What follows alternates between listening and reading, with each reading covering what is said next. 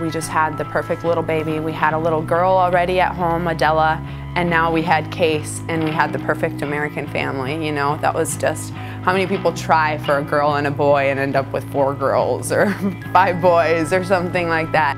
You know, I like to play guitar, and so Spencer, his uncle, he went and bought him a little mandolin, and it was perfect size for him because he held it like a bass, you know, so he could strum it in both places, you know. And so I'd play guitar, and he'd look up at me, and he'd play his guitar. One of the unique things about Case was that, you know, he couldn't speak, obviously, but he really told stories with his eyes, and probably the most telling story that he told with his eyes is when he told us that it was time for us to let him go.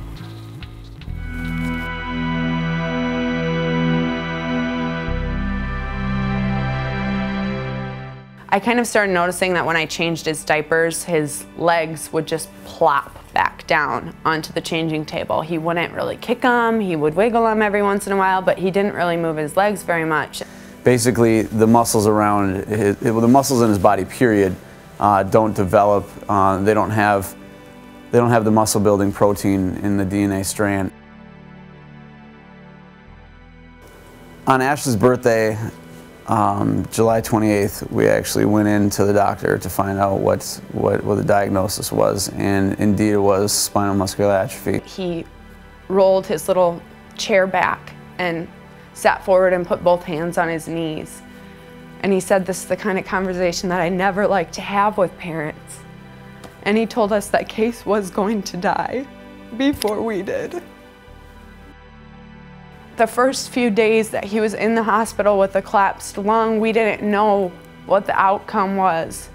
And we just kind of sat there with our friends and our family waiting, and we got him baptized. And after the first couple days, we realized that this was what our life was going to be like from here on out.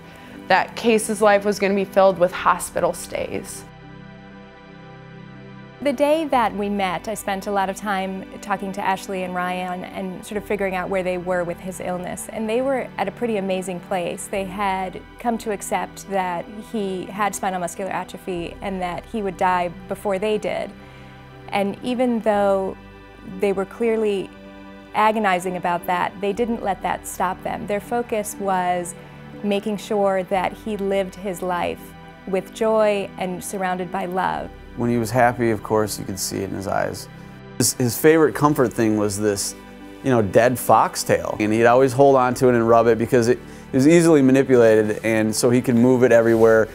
We knew what SMA was going to do to Case, but we didn't know when. And so we talked about how Case would tell her, and Case would tell Ryan, because Case, even though he never said a word, had these eyes that spoke volumes, and if only you looked at his eyes, you could hear him. We knew something was different because he didn't smile. And Case, regardless of how sick he was, would give you a smile. And if he was sick, it would only be a small smile and you'd have to work for it.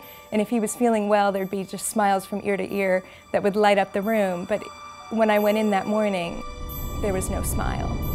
And that night before we left, I looked at Case and I locked with his eyes for about 10 seconds, and all that I could hear playing in my head is, "Mommy, it's okay.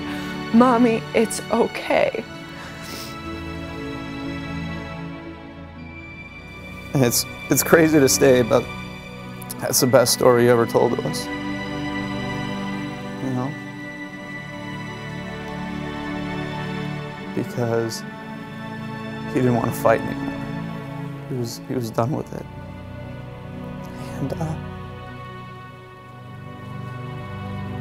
And for us, it was the best story because it made us okay, finally.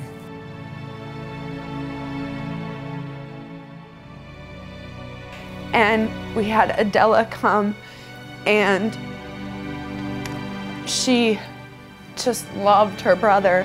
We, at this point, didn't want to go home, which might sound weird to some parents. A lot of people want to take their child home to die, but Sanford was our home.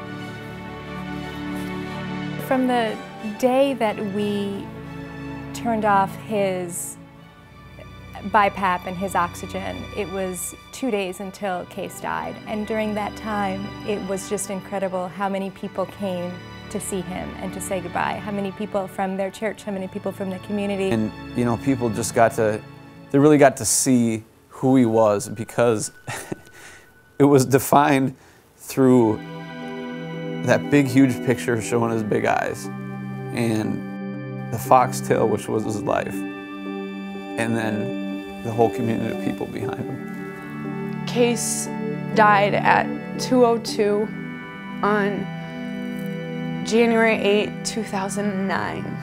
But with his eyes, he just looked into Mom and Dad's face and just said, you know, it's okay.